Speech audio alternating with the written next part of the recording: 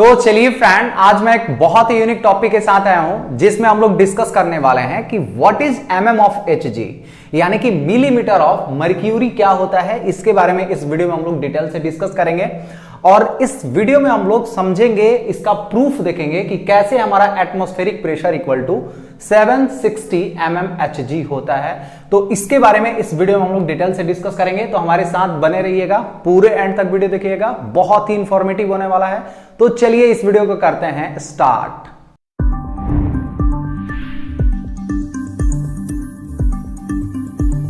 तो चलिए फ्रेंड, अभी हम लोग समझ लेते हैं एमएम ऑफ एचजी यानी कि मिलीमीटर ऑफ मर्क्यूरी के बारे में।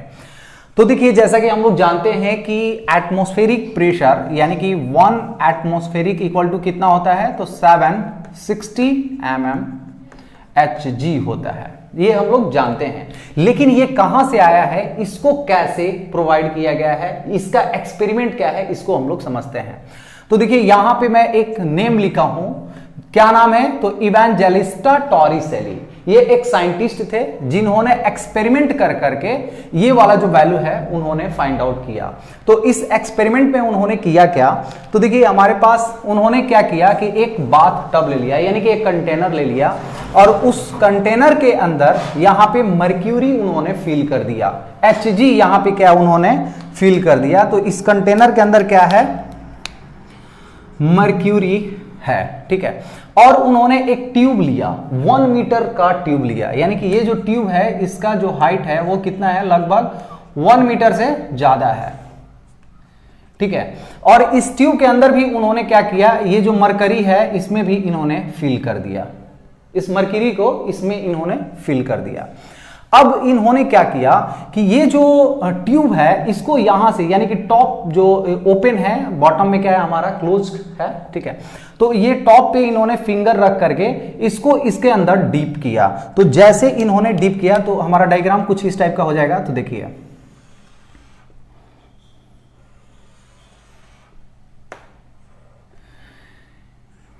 यानी कि हमारा जो ट्यूब है ये क्या है, पूरा Hg से भरा हुआ था, अब इन्होंने इसमें डीप कर दिया और यहां अंदर डुबो करके अपना फिंगर जो है उन्होंने हटा दिया। तो उन्होंने पाया कि जो हमारा मर्क्यूरी है ना उसका लेवल धीरे धीरे डिक्रीज हो रहा है। एक्चुअली होना क्या चाहिए कि पूरा मर्क्यूरी फुल होना चाहिए, लेकिन उन्होंने देखा, पहले मान लीजिए हमारा यहां तक मर्क्यूरी था,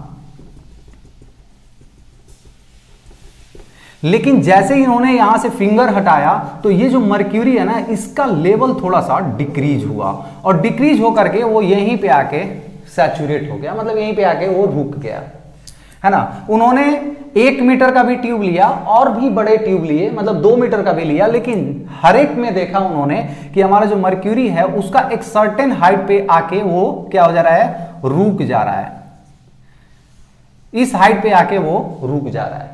और उन्होंने जब इसका हाइट को मेजर किया तो देखा कि यहां पे तो 760 mm हाइट हो रहा है, यानी कि हमारा 1 मीटर का ट्यूब है, यानी कि 1000 mm का ट्यूब है, लेकिन उसमें जो हमारा मर्क्यूरी का जो हाइट है वो कितना आ रहा है, 760 mm ही आ रहा है। जबकि हम लोग कितना फिल किए थे, 1000 mm भरे थे, यानी कि 1 मीटर तक हम लोग पूरे ट्यूब को मर्क्यूरी से भरे थे, लेकिन उन्होंने देखा कि 760 mm तक ही उसका हाइट केवल आ रहा है मर्क्यूरी का। जब हम लोग इसके अंदर डिप करके छोड़ रहे हैं तब उनके माइंड में क्वेश्चन आया कि ऐसा क्यों हो रहा है, ठीक है। तो उन्होंने रियलाइज किया कि जैसे हमारा ये जो कंटेनर है ये क्या है, हमारा एटमॉस्फेयर में है, यानी कि खुला वातावरण में है, ठीक है।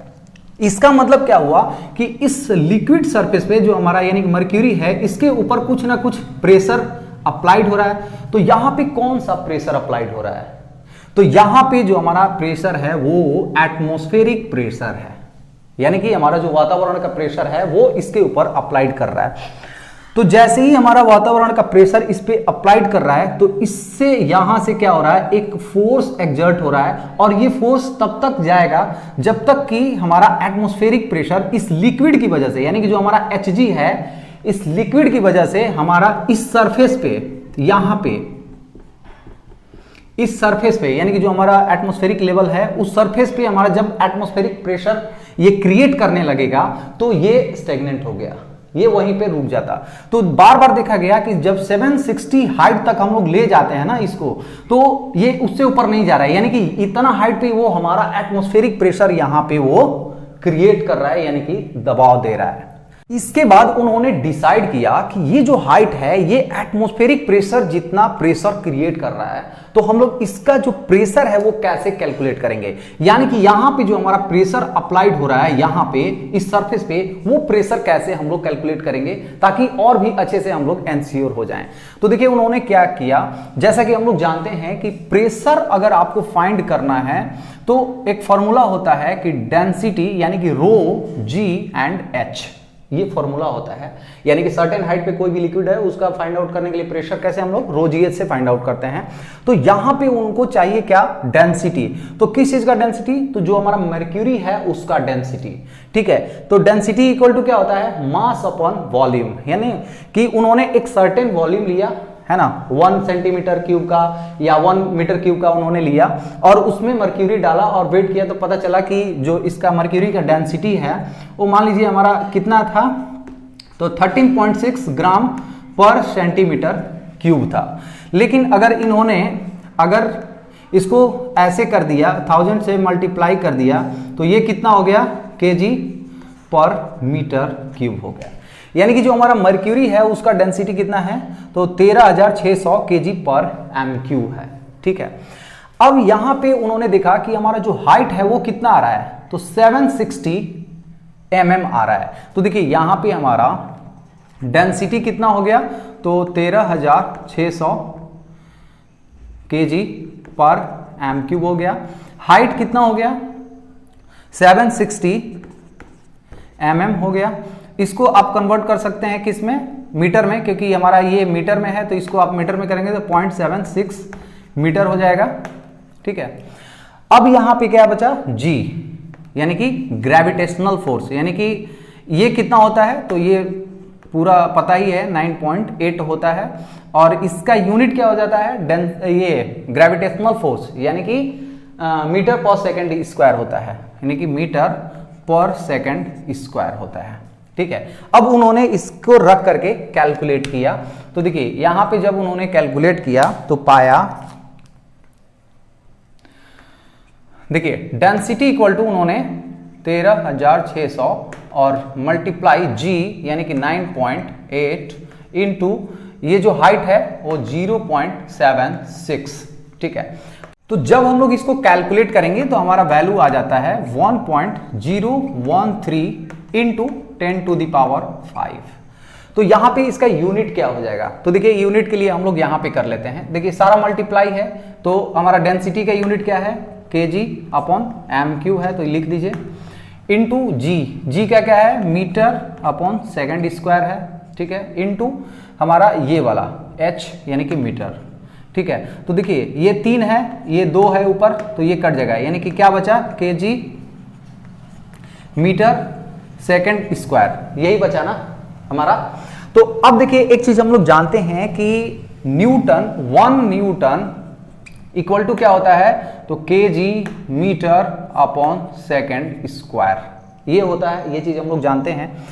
तो यहां पे इसको आप क्या लिख सकते हैं, तो देखिए केजी ऊपर लिख दीजिए, 1 मीटर ऊपर से मल्टीप्लाई कर दीजिए और नीचे आपका मीटर सेकेंड स्क्वायर है, 1 मीटर आप नीचे से मल्टीप्लाई कर दीजिए।